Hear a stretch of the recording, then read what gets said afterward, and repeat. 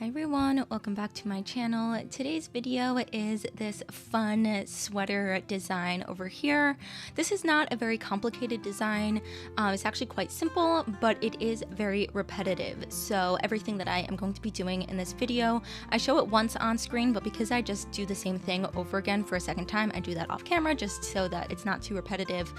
But I wanted to do a sweater nail design, kind of like marking the turning of the weather, the changing of the weather. It's October now and it's starting to get cooler, and I love sweaters. I love sweater weather. I've already been pulling out my big sweaters to wear as it gets cooler out, and I wanted to make a nail set that kind of commemorated that. Sweater nails and sweater nail designs are quite popular during this time of year, so I wanted to do one myself. And I thought because of the time of the year, making it orange, yellow, and white, you can see over here, I kind of thought would make it a little bit interesting and not so monotone. I thought that these colors here kind of gave it a bit of a candy corn kind of vibe, and I thought that it would just add a little bit of interest. So you saw here I did a three-way ombre or two-way ombre with 3 different colors, and now I am pouring this acrylic powder over the gel before it cures, and then I pop it in the lamp for a full 60-second cure. That just kind of gives it a texture that is kind of like what we're going for. It's kind of like a velvety texture. That's how we create sweater nails, and you don't need any kind of crazy expensive high-end acrylic, especially if you're not a typical acrylic user. I am a gel nail tech, and I don't really use acrylic except for kind of like designs like this, so I didn't go crazy with the price or anything. I just kind of got a random acrylic bottle from a local beauty supply store here, and that's basically it. So I am using this swatch stick over here to kind of like scoop the acrylic and just pour it over the nail. And over there I actually kind of nicked the gel in the corner. You can see the white over there, but once it's fully cured, because you still do have to cure the gel after you pour the acrylic over, because it doesn't dry under. So it gives it that like velvety feel, but you still have to cure it under the lamp. So what I did with that little mess up, and over here you can see a little bit on the orange as well, I kept nicking the gel before it was cured. I basically just cured it, let it be completely dry, and then I filed it down and just filled in the gaps. It's not perfect, but I thought it kind of just added to the charm of sweaters. So to kind of like continue with this ombre nail design, I am doing like the sweater pattern, as we can see over here, and I'm just making sure to go in between the different colors and kind of like ombre the colors together as if it was like a multicolored knitted sweater. So I'm just going to be using this small detail brush over here and going between the colors, sometimes mixing them on the palette to get like a nice gradient. You can see over here to just make the colors blend nicely together. And then basically the same thing, as soon as this design is done, I'm going to pour the acrylic powder over it, and it gives it that 3D effect. And again, I did go over the ombre background as well as I'm going to go over the sweater nail design a second time. And this kind of just depends on how raised you want the design to be.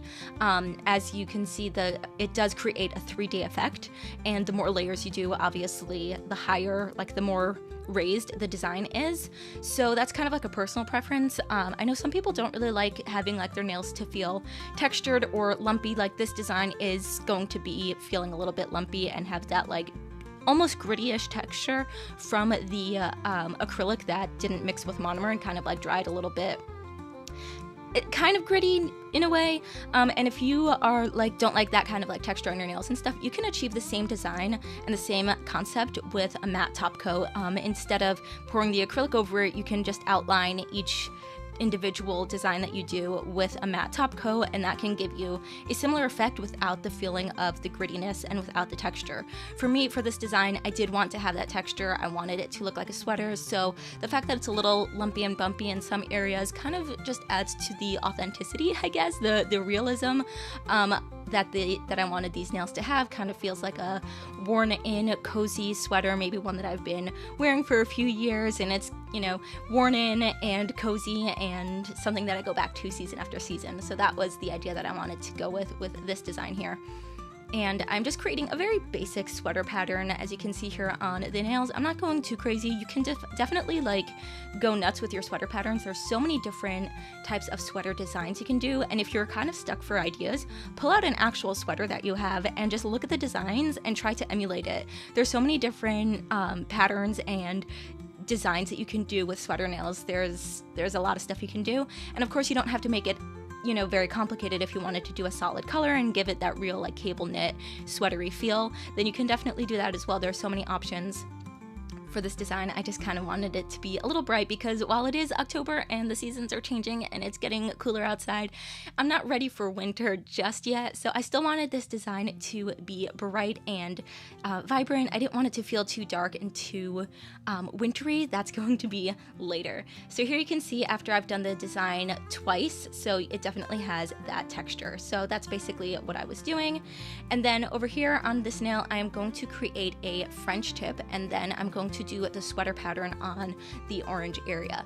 Now, I am not a pro at French nails. It's definitely something that you have to practice at. I don't really know anyone who's ever had it, you know, easy on the first go. French is definitely a tricky design, and it's funny, like in the nail world and with nail techs and stuff, or even if you just do your own nails at home, you know that like the joke that like, oh, I'm just going to go for like a simple nail design, I'm gonna do French. And it's like, there's nothing simple about French. Sure, the design is like very classic and timeless, and visually and aesthetically it's a very toned down, not too aggressive, well, unless you're going with a bright color like this. But in general, the classic French pink and white French nail, the design itself and the look is very simple, but doing it is definitely not simple and easy. And I take a long time here finessing the shape of my curve, and I just use like a small thin brush over here and just try to turn the nail in all different directions to get the shape that I want. And the only way to get better at something that you're not great at is to keep doing it. So while these Frenchies are not the best that has ever graced this planet, they are definitely some of my best, and I was actually pretty proud of it. I'm sure there are like areas where I can improve, and these, I'm not going to call these, you know, my final success story. I definitely have more practice that I need to do, but I think they came out pretty good, and I just have to keep practicing it. I don't incorporate French nails too much in my designs. You may have noticed I don't do a ton of them, and that's because it's not the easiest for me to do, and it takes a lot of finessing, and sometimes I do have to go off camera and get my face really up onto the nail and, you know, just go really in depth with it.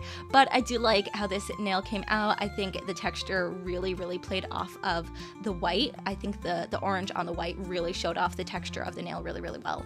So I'm doing the same technique here. I'm just kind of like mapping out my French with a thin small detail liner brush, and then filling in like the tip with a larger brush. And I start my French design higher up than I actually want it to be, or lower down depending on which direction you're looking at it from. But I make it not as, I don't place it exactly where I want it to be. I leave room for myself to finesse the lines, because I know as I go in with the liner brush, I'm going to have to straighten, like make the curve better and straighten out the lines and everything. So I definitely give myself room to finesse and fix up the design. So that's like a tip I would give you if you're struggling with Frenches.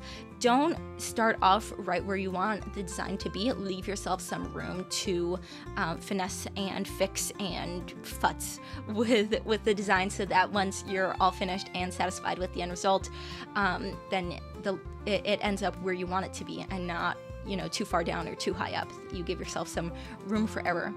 And here is that French nail over there. I think the sweater design really does pop on the French. I think it just, the juxtaposition of like the smooth white area and then the like sweatery textured French nail area, like really gives it some detail and depth and dimension. So I really love how those came out.